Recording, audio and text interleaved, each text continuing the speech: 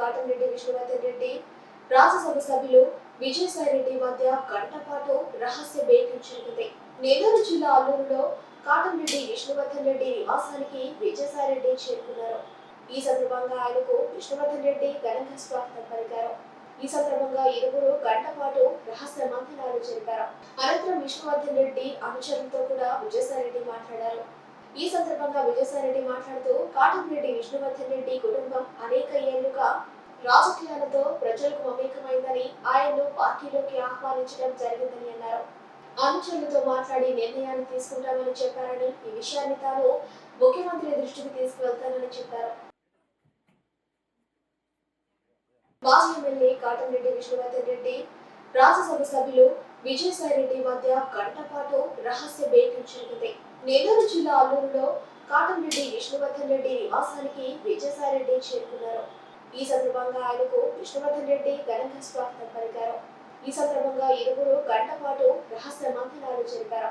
అనంతరం విష్ణువర్ధన్ రెడ్డి అనుచరులతో కూడా విజయసాయి రెడ్డి మాట్లాడారు. ఈ సందర్భంగా విజయసాయి రెడ్డి మాట్లాడుతూ కాటంరెడ్డి విష్ణువర్ధన్ రెడ్డి కుటుంబం అనేక ఏళ్లుగా రాజకీయాలతో ప్రజలకు మమేకమైందని, ఆయన్ను పార్టీలోకి ఆహ్వానించడం జరిగిందని అన్నారు.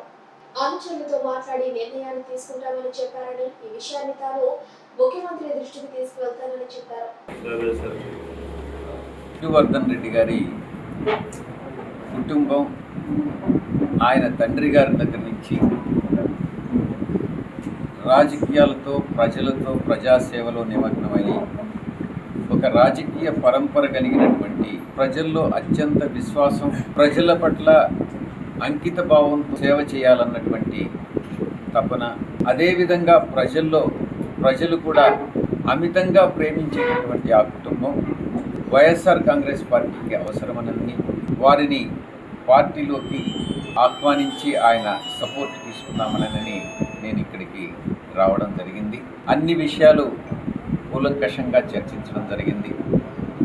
విష్ణువర్ధన్ రెడ్డి గారు ఆయన అనుచరులతో కూడా కలిసి అన్ని విషయాల్ని కూడా ఎక్స్ప్లెయిన్ చేయడం జరిగింది. ఆయన మళ్ళీ ఇది తర్వాత అనుచరులతోనూ ఇప్పుడు మేము జరిగినటువంటి విషయాలన్నింటినీ కూడా మళ్ళీ తిరిగి చర్చించుకొని నేను కూడా ముఖ్యమంత్రి గారితో మాట్లాడి మళ్ళీ సమావేశమై ఒక నిర్ణయం తీసుకుంటారనని ఆయన చెప్పడం జరిగింది.